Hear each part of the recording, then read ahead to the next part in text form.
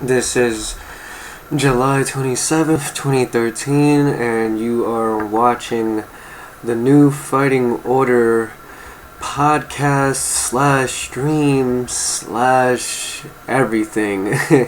This is your co-CEO of the company, NFO Mugen, bringing you a gaming news of the day. And I'd like to talk about two things. Just as of recently, Alex, Lexus, and the crew has spoken about, several little things that happened with the Xbox One and also some direct changes for my Ultra Street Fighter 4 that is to be presented of early next year. I would just like to discuss my point of view on it since I wasn't able to be on the podcast and I had some personal things to take care of, so I like to express my views on these two subjects. So first, let's get Ultra Street Fighter 4 out the way, because Xbox One has a lot more than that. Apparently, there's been some changes in the game where they're going to buff up some characters. They're going to add 6 new stages, 5 new characters, and more costumes, from what we hear. We have not been specified whether if these changes are going to be permanent. We are unaware if they're doing anything with the netcode, any new modes. We're unaware of that at the moment. The only thing that we've been getting is slight character changes as of movement speed, different moves, different attributes, and so forth. Also, we had an update stating that the 6 stages that they was porting over from Street Fighter Cross Tekken were not going to be clones or duplicates, or as what they phrased it, copy and paste. They're going to be revamped in their own way in the Street Fighter universe. So I would like to see how well they're gonna be able to prompt that. Also, on top of that, there also has been rumor, just like how you was able to do in Street Fighter 3, if you guys are unaware of it, that's the first installment before Third Strike came out. And they are going to allow you to be able to have both Ultras usable during the match. So you don't have to sit there and pick one Ultra for the fight. You're able to have 2 Ultras on point at the exact same time. But then again, this is a rumor. We're not really able to confirm this at the moment, so it's just speculation. Okay, and that's kind of my ending quote for that topic. Now on to the Xbox One. Xbox One is supposed to be coming out sometime in November of this year, which is going to be basically holidays considering. Right alongside of it will be the PlayStation 4's release also during holiday season in November. I've heard recently from Microsoft, and what they're trying to do is that they're trying to take every possible window and every possible advantage that they can possible, such as being able to put mods on Xbox One future release titles. Now that's somewhat of a big up, because that allows either independent companies or even developers, or probably even the gamers themselves, if they have any programming experience, to be able to create mods for their very favorite games for the Xbox One titles.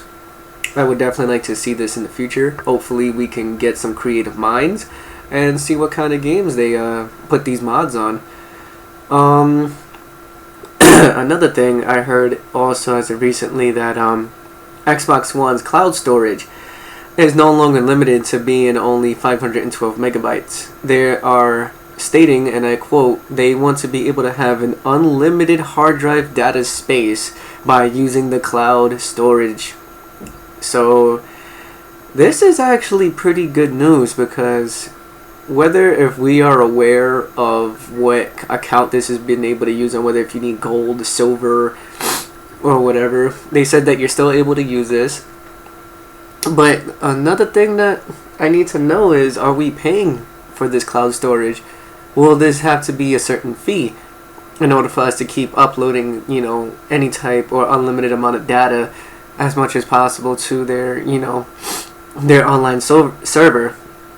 And that would be kind of good in the sense that if we didn't have to pay, and we could just go to each other's houses and use our gamer's tag over there and just use our memory online and not have to bring our Xboxes, that would be indefinitely good.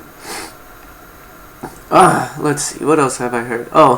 Also, as of today, from what I saw on the Xbox dashboard, they have day one gold membership, which is basically if you reserve it now for I think it's $59.99, you'll be able to get 12 months of Xbox Live. You'll also be getting some content along with that. You'll be able to get one digital download, which is probably either an arcade game or a movie or something, and you also get a free add-on DLC for Killer Instinct the game to get Shadow Jago, which I think is pretty cool in a sense.